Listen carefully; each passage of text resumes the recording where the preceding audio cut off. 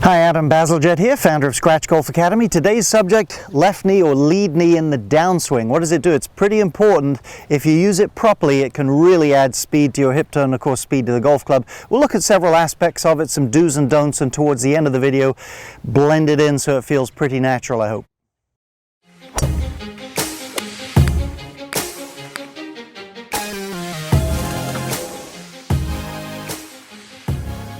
Briefly, if you're new to this channel, would love it if you'd subscribe. If you do so, hit the bell. You'll be notified every time a brand new instructional videos coming your way. Also at the App Store, Scratch Golf Academy, free app with all sorts of fun training tools, warm-up stuff, green reading stuff, tempo trainers, etc. Hope you'll pick that up.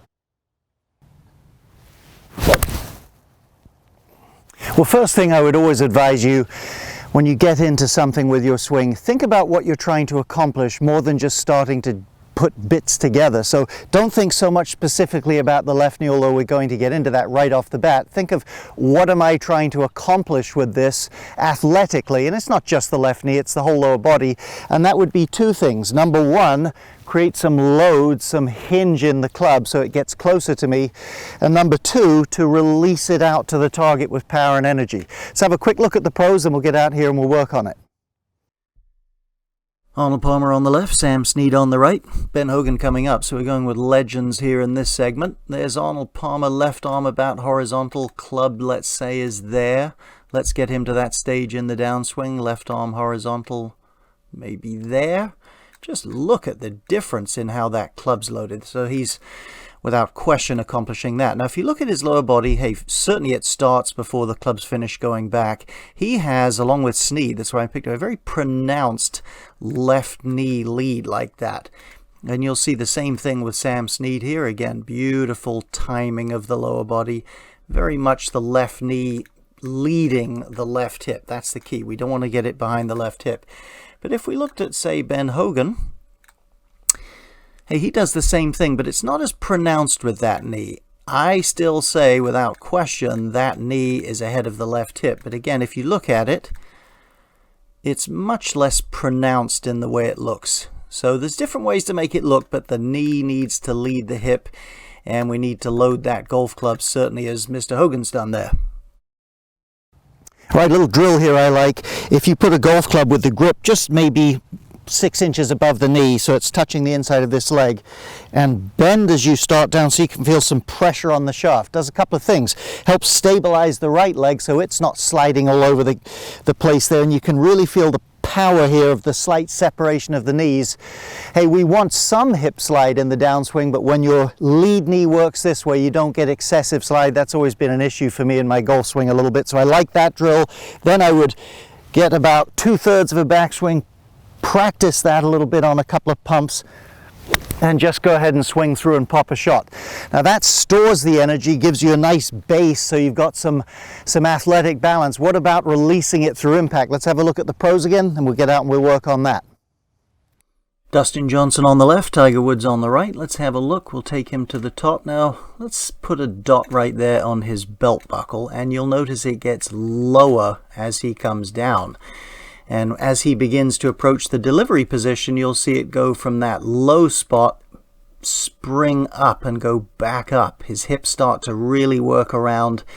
Then as they've pushed up, they stabilize and the club gets slung out away from him down the target line. Great view of Tiger Woods here from the rear.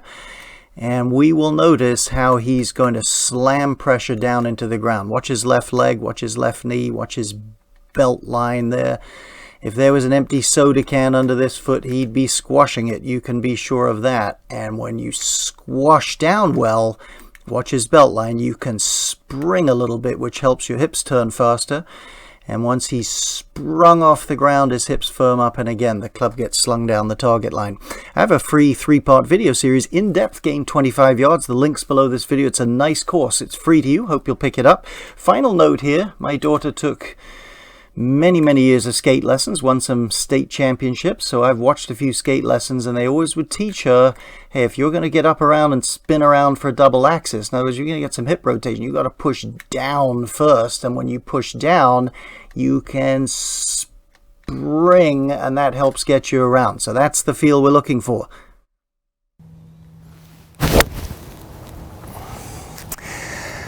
Next thought here, you want to be moving. This is a big thing. I worked for David Leadbetter for a long time. Big thing with him, and I wholeheartedly agree. As you move, you want to be moving diagonally more towards the ball of this lead foot. Listen, you can't jump very high off your heels. Now, there's been a few great players. Gene Littler got way back in his heels, or at least it looks so to me. But you will have a more athletic spring if your initial pressure is towards the ball of that lead foot. From there, you can spring back into the left heel or the lead heel, and you can spring up much, much more effectively. Now, I said at the introduction of this video, one of the things we want to do is blend this thing so it's natural and athletic. I have something here. Heavy 2x4, so it's about the length of a driver probably.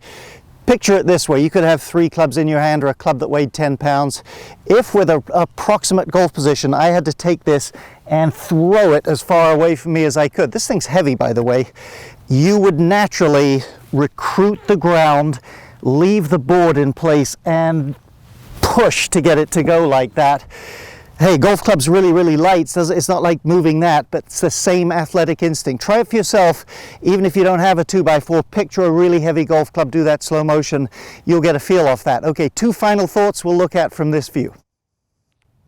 Okay, this lead knee, don't think of it so much as straightening it back like that. Let me turn and face the camera just so don't so much think of that, although that happens.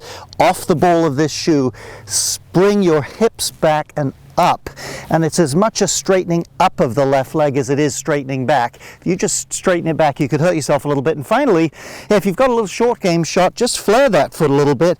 It'll give you a big head start on this, let's say a 25, 35 yard type pitch. Let's finish off with a shot here, see how we do. Felt reasonably good through the ball. Hope this helps you with your game.